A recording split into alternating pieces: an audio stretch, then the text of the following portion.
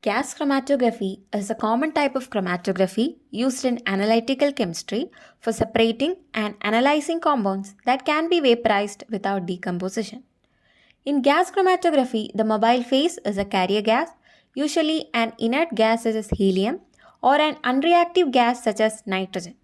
Helium remains the most commonly used carrier gas in about 90% of instruments, although hydrogen is preferred for improved separations. The stationary phase is a microscopic layer of liquid or polymer on an inert solid support, inside a piece of glass or metal tubing called a column. The instrument used to perform gas chromatography is called a gas chromatograph. The gaseous compounds being analyzed interact with the walls of the column, which is coated with a stationary phase. This causes each compound to elute at a different time, known as the retention time of the compound. The comparison of retention time is what gives GC its analytical usefulness. Gas chromatography is also sometimes known as vapor phase chromatography or gas liquid partition chromatography.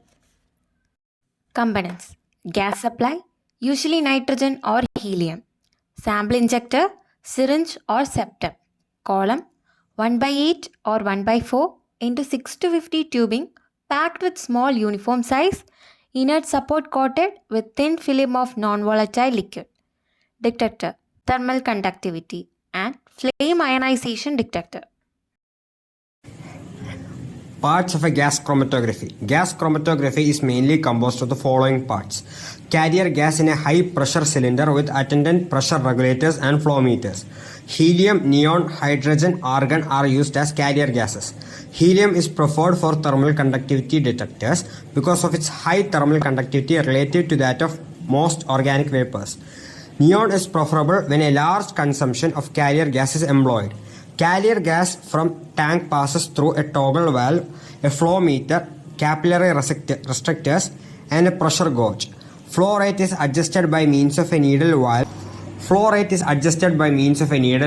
Mounted on the base of the flow meter and controlled by capillary restrictors.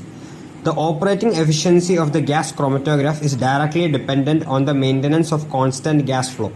Sample injection system. Liquid samples are injected by a micro syringe with a needle inserted through a self-scaling silicon rubber septum into a heated metal block by a resistance heater. Gaseous samples are injected by a gas-tight syringe or through a bypass loop and valves. Typical sample volumes range from 0.1 to 0.2 milliliter. The separation column. The heart of the gas chromatography is the column, which is made of metals and bent in U-shape or coiled into an open spiral or a flat pancake shape. Copper is useful up to 2000. Several sizes of columns are used depending upon the requirements. Liquid phases.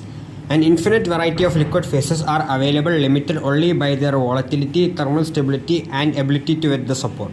No single phase will serve for all separation problems at all temperatures. Supports. The structure and surface characteristics of the support material are important parameters which determine the efficiency of the support and the degree of separation respectively. The support should be inert but capable of immobilizing a large volume of liquid phase as thin film over its surface. The surface area should be large to ensure the rapid attainment of equilibrium between stationary and mobile phases. Support should be strong enough to resist breakdown in handling and be capable of packed into a uniform bed. Detector. Detectors sense the arrival of the separated components and provide a signal. These are either concentration dependent or mass dependent. The detector should be close to the column exit and the correct temperature to prevent decomposition. Recorder. The recorder should be generally 10 MV, fitted with a fast response pen. Chromatogram output from a gas chromatography. The x-axis is the retention time taken from the time of the sample injected into the gas chromatography to the end of the gas chromatography run. The y-axis is measured in response of the analyte peak in the detector. The baseline shows the signal from the detector when no analyte is eluting from the column or it is below the detection limit. The baseline response is a mix of electrical noise and chemical noise such as impurities in carrier gas, column stationary phase bleed, and system contamination. Hence, if the baseline is higher than it should be, it is an indicator of a problem or that maintenance is required. Various measurements can be taken from the peak, such as width at the baseline, width at the half height, total height and area. The latter two are proportional to the concentration, however, is the area that is used for quantitation as it is less affected by band broadening.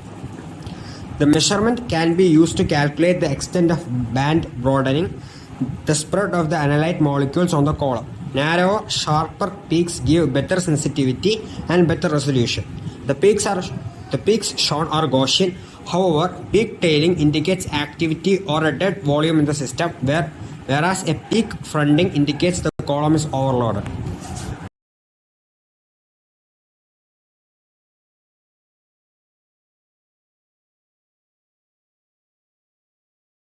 Applications of gas chromatography.